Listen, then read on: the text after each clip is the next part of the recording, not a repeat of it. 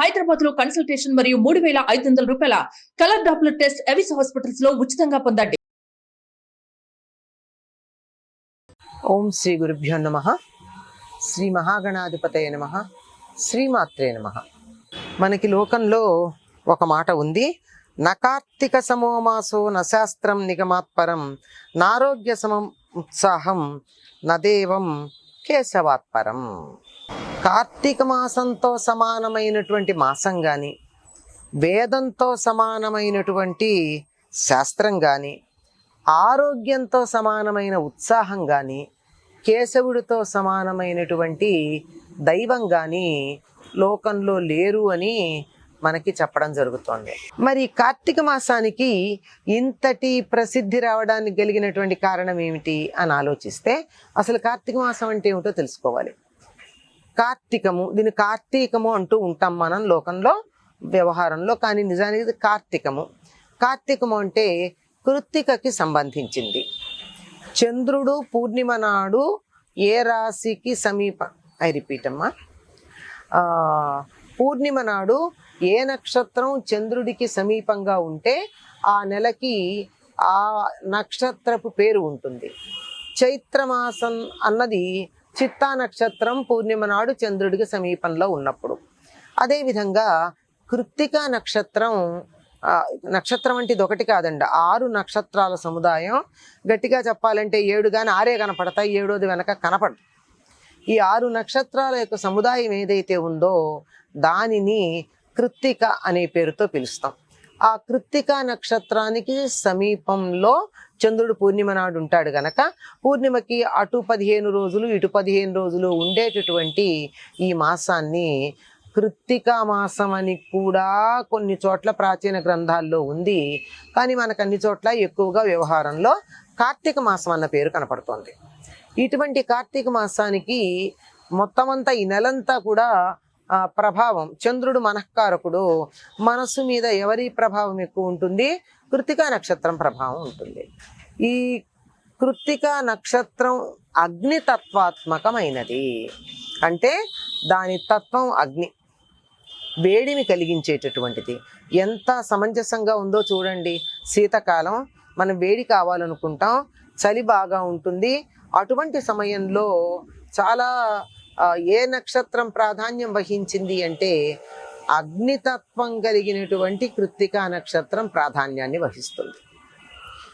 అందుకే కార్తీక మాసాన్ని వ్రతంగా చేసేటటువంటి వారు కార్తీక వ్రతం అన్న పేరుతో చెప్తారు. వారు సూర్యోదయానికన్నా చాలా ముందుగానే లేచి స్నానం చేసి, స్నానం అంటే ఎటువంటి స్నానం? చన్నీళ్లతో తల మీద నీళ్లు పోసుకోవడం. చన్నీళ్లు అంటే చల్లగా గడ్డ కట్టే మంచులాగా ఉన్నవి కాదు. భూమి సంసర్గంతో ఉన్నప్పుడు నీరు ఏమాత్రం వేడిగా ఉంటుంది. ఎంత వేడిగా ఉంటుంది భూమి సంసర్గంతో అంటే గోరువెచ్చగా మన శరీర ఉష్ణోగ్రతకి దరిదాపుల్లో ఉంటుంది. అటువంటి గోరువెచ్చనటువంటి నీరు, ఎందుకంటే భూమిలో ఉన్నప్పుడు భూమిలో ఉన్న నీరు వేడిగా ఉంటుందండి. గమనించండి, నదుల్లో కానీ చెరువుల్లో కానీ నీరు గోరువెచ్చగా ఉంటుంది. మనం చూస్తే చల్లగా ఉందని భయపడతాం, కానీ కాలు పెడితే మనకి చేతులు పెట్టుకున్నా అంత చలి అనిపించదు. అటువంటి గోరువెచ్చనటువంటి నీళ్లల్లో మన ఇళ్లల్లో చేయాలన్నప్పుడు కూడా అంత పాళంలోనే స్నానం చేయడం ఉత్తమం అని చెప్తారు. అటువంటి నీళ్లతో తెల్లవారుజామున స్నానం చేసి అయిన తర్వాత ఇంట్లో దేవుడి దగ్గర దీపం పెట్టుకుని దీపారాధన చేసి, తులసి దగ్గర దీపారాధన చేసి అప్పుడు కృత్తికా నక్షత్ర దర్శనం చేస్తారు. ఇది వ్రతం చేయడంలో ప్రధానం. ఎందుకు అంటే సూర్యోదయానికన్నా ముందు మనం పెట్టేటటువంటి దీపం కార్తీక దామోదరుడికి వర్తిస్తుంది. సూర్యోదయం తర్వాత పెట్టినట్టయితే అది శివుడికి చేరుతుంది. ఇక సంధ్యా సమయంలో పెట్టినప్పుడు కృత్తికా నక్షత్రానికి చేరుతుంది. కనుక ఈ దీపాలు పొద్దున పెట్టినటువంటిది ఏదైతే ఉంటుందో సూర్యోదయానికన్నా ముందు మనం తులసి దగ్గర పెట్టేటటువంటి దీపం కార్తీక దామోదరుడు అంటే విష్ణుకి చెందుతుంది. ఆ తరువాత కనుక మనం పూజ కొనసాగిస్తూ ఉంటే అది శివుడికి సంబంధించింది అవుతుంది. సాయంత్రం మళ్ళీ తులసి దగ్గర దీపం పెట్టినప్పుడు అది నక్షత్రాలకి, కృత్తికా నక్షత్రాలకి సంబంధించింది అవుతుంది. ఈ సమయంలో కృత్తికా నక్షత్రాలని ఎందుకు మనం దర్శించుకోవాలని చెప్తున్నారు అంటే, ఒక రకంగా ఖగోళ విజ్ఞానం మనకు కలగడానికి, అంతరిక్షంలో జరిగేటటువంటి మార్పులు, పర్యావరణంలో వచ్చేటటువంటి పరిణామాలు ఇవన్నీ మనకు అర్థం కావడం అని ఒక అర్థం చెప్పినా, అంతకన్నా ప్రధానంగా ఉండేది ఏమిటంటే, ఈ నెలంతా కార్తికేయుడికి ప్రాధాన్యం ఉంది కనుక కార్తికేయుడి గురించి గుర్తుంచుకోవడం. కార్తికేయుడు అంటే కుమారస్వామి. ఈ కుమారస్వామిని పాలిచ్చి పెంచినటువంటి వారు ఈ కృత్తికలు. కృత్తికలంటే సప్త ఋషుల భార్యలు 6. వశిష్ఠుడి భార్య అయినటువంటి అరుంధతి కనపడకుండా ఉంటుందంటామే. ఆవిడ ఎక్కడ ఉంటుందంటే, నిజానికి ఈ సప్తఋషుల భార్య అయినటువంటి అరుంధతి ఎక్కడ ఉంటుంది అంటే, సప్తర్షి మండలంలోనే వశిష్ఠ నక్షత్రం పక్కన ఉంటుంది. ఆ వశిష్ఠుడి భార్య తప్ప మిగిలిన వాళ్ళు ఎంతమంది ఉన్నారు? 6. ఈ 6 యొక్క సముదాయము ఏదైతే ఉందో, వీళ్ళు పార్వతీదేవి సంతానమైనటువంటి కుమారస్వామి పుట్టగానే ఆకలిని ఏడుస్తూ ఉంటే, ఎవరిస్తారా పిల్లవాడికి పాలు అంటే ఎదురుగా వీళ్ళు కనపడ్డారట. పాలు ఇవ్వమంటే, మరి మేము పాలిచ్చి పెంచితే ఆ పిల్లవాడికి మా పేరుతో లోకంలో ప్రసిద్ధమయ్యేటటువంటి వరం ఇస్తే మేము పాలిస్తామన్నారు. దేవతలు వాళ్ళ కార్యం వారు నిర్వర్తించుకోవాలి, అందువల్ల సరేనన్నారు. ఆ కారణంగా వాళ్ళ 6 ఎవరి దగ్గర పాలు తాగాలి ముందు అంటే, ఈ పిల్లవాడు 6 ముఖాలు ఒకేసారి వేసుకుని పాలు తాగేట. అందుకే ఈయన షణ్ముఖుడు అయ్యాడు, 6 మొహాలు కలిగినటువంటి వాడు. అలా పాలు తాగి అక్కడికక్కడే క్షణాల్లో పెద్దవాడైపోవడం. వెంటనే ఆయనకి దేవసేనకు ఆధిపత్యాన్ని ఇచ్చేయడం, పట్టాభిషేకం చేయడం, వెళ్ళి తారకాసురుని సంహరించడం, ఇదంతా కథ. కనుక ఈ కృత్తిక నక్షత్రాలకి ప్రాధాన్యం ఉన్నటువంటి ఈ నెలంతా కూడా కార్తికేయుడి యొక్క ఆరాధన చాలా ప్రధానంగా ఉంటుంది. అందువల్లనే కార్తికేయుడు సుబ్రహ్మణ్య స్వామి కూడా సర్ప రూపంలో మనకు కనపడతాడు. కనుక నాగుల చవితి కూడా ఒక 2 మనం చేసుకుంటూ ఉన్నాం ఈ నెలలో. నిన్నటి రోజున చేసుకుంది నాగుల చవితే కదా. నాగారాధన చేసుకుని సర్పరూపంలో ఉన్న దైవాన్ని ఆరాధించుకోవడమే కదా జరిగింది. ఆ విధంగా అయిపోయినటువంటిది ఇది. ఇలా ప్రత్యేకంగా నకార్తీక సమో మాసః అన్నారే, ఏమిటి కృత్తికా నక్షత్రానికి ప్రాధాన్యం ఉన్నంత మాత్రం ఈ మాట అంటారా అంటే, ఇది హరిహరులిద్దరికీ ప్రీతికరమైనటువంటి మాసం.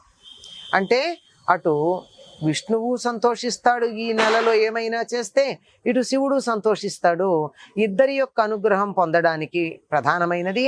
అంతేకాకుండా ఆ లోకంలో జీవులందరికీ ప్రతీకగా ఉండి మనకేం కావాలన్నా వాళ్ళ నాన్న దగ్గరికి వెళ్ళి అడిగి తీసుకొచ్చి తెలుసుకుని మనకి చెప్పేటటువంటి కుమారస్వామికి ప్రాధాన్యం ఉన్నటువంటి నెల. ఆయన కూడా సంతోషిస్తాడు కనుక కొద్దిగా ఏం చేసినా దానివల్ల అత్యధికమైనటువంటి ఫలం ఉంటుంది గనక ఈ నెలలో కొన్ని సత్కార్యాలు చేయమన్నారు. మానవుడు తెలివిగలవాడు గనక ఏం చేస్తూ ఉంటాడు, తన తెలివితేటలు ఉపయోగించి తక్కువ పని చేసి ఎక్కువ ఫలితం పొందాలనుకుంటాడు. అంటే తక్కువ పెట్టుబడి ఎక్కువ లాభం.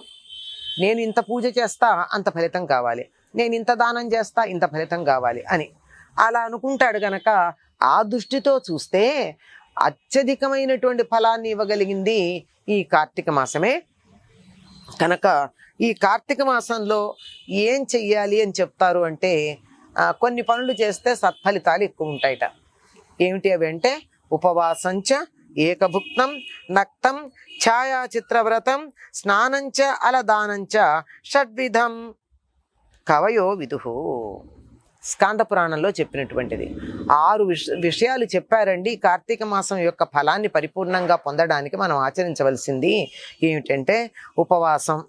ఈ ఉపవాసం మళ్ళీ ఎన్ని రకాలుగా ఉంటుంది, ఏకభుక్తం నక్తం ఇలా ఉన్నాయి అవి. అంతేకాకుండా స్నానము దానము ఇలాంటివన్నీ కూడా చేసినట్టయితే ఫలితం ఉంటుంది అని. నిజంగా ఉంటుందా అంటే వీటికి సంబంధించినటువంటి కథలు మనకి కార్తీక పురాణంలో కనపడతాయి. కార్తీక పురాణం అంటే ఏమిటనుకుంటున్నారు, స్కాంద పురాణంలో కార్తీక మాసం యొక్క గొప్పతనాన్ని తెలియచెప్పేటటువంటి ఒకానొక భాగం అంతా కూర్చి ఒక చోట కనుక మనకి పెట్టినట్టయితే దాన్ని కార్తీక పురాణం అని చెప్తారు. అంతేకాకుండా స్కాంద పురాణంలో ఉన్నదే కాక పద్మ పురాణంలో కూడా ఒక మొత్తం అధ్యాయం అంతా ఈ కార్తీక మాసం యొక్క గొప్పతనాన్ని తెలియజెప్తుంది. దాన్ని కూడా కార్తీక పురాణం అని అంటారు. అంటే అన్ని పురాణాల్లోనూ ఇంతో అంతో ఉంటుంది, ఈ రెండిట్లో చాలా అత్యధికంగా ఉంది. అందువల్ల దాంట్లో చెప్పినటువంటి మాట ఏమిటంటే, ఎక్కువ ఫలితాన్ని పొందాలి అంటే మానవుడు చేయవలసింది ఏమిటి అంటే, తానున్న స్థితి నుంచి ఉన్నత స్థితికి ఎదగాలి. ఎలా? శారీరకమైనటువంటి ఆరోగ్యంతోనూ, మానసికమైనటువంటి పటుత్వంతోనూ, ఆత్మకి సంబంధించినటువంటి ఔన్నత్యంతోనూ ఎదగాలి ఉన్న స్థితి నుంచి అని అనుకుంటే, ఈ కార్తీక మాసంలో చేయవలసిన పనులు ఉన్నాయి. అందులో ఒకటి స్నానం, దీపం, పూజనం, జపం, దానం, అభిషేకాదులు ఇత్యాదులన్నీ చేయడం వల్ల ఈ కార్తీక మాసంలో వ్రతం అత్యధికమైనటువంటి ఫలితాన్ని మనకి ఇస్తుంది. ఏమిటి? స్నానం సూర్యోదయానికన్నా ముందే చేయాలి. ఇంతకు ముందే అనుకున్నాం ఎట్లా అని, అలా చెయ్యాలి.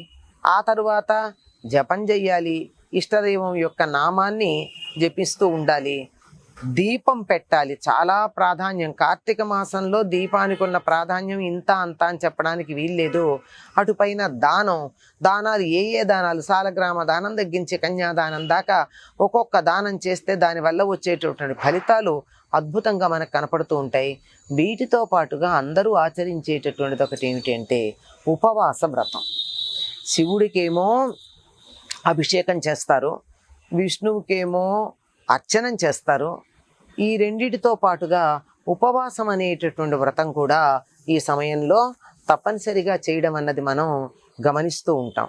వీటన్నింటి వల్ల కార్తీక మాసంలో అత్యధికమైనటువంటి పుణ్యం మనకి లభ్యమవుతుంది. ఆ పుణ్యం వల్ల పాపం క్షయించటం, ఉత్తమ లోకాలు లభ్యం కావడం జరుగుతాయి. అదే కదా ఎవరైనా కోరుకునేటటువంటిది. మనం తప్పు పనులు తెలియకుండానే చేసాం అనుకుందాం, తెలిసి చేస్తే నివృత్తి దాని నుంచి పోగొట్టడం కష్టం. కానీ తెలియకుండా చేసినవి కొన్ని ఉంటే అటువంటి వాటి నుండి మనకి నివృత్తి కలగాలి అంటే ఈ కార్తీక వ్రతం లాంటివి ఆచరించడం చాలా ప్రధానంగా ఉంటుంది. దీనికి సంబంధించినటువంటి విశేషాలన్నీ స్కాంద పురాణంలో జనక మహారాజుకి వశిష్ఠుడు తెలియచెప్పాడు అని సూత మహర్షి సౌనకాది మునులకు నైమిసారణ్యంలో వివరించి చెప్పడం కనపడుతుంది. అదే పద్మపురాణంలో సాక్షాత్తు శ్రీకృష్ణుడు సత్యభామాదేవికి చెప్పినట్టుగా ఉంటుంది. ఏది చెప్పినా ఫలితాంశం దరిదాపుల్లో ఒకటే.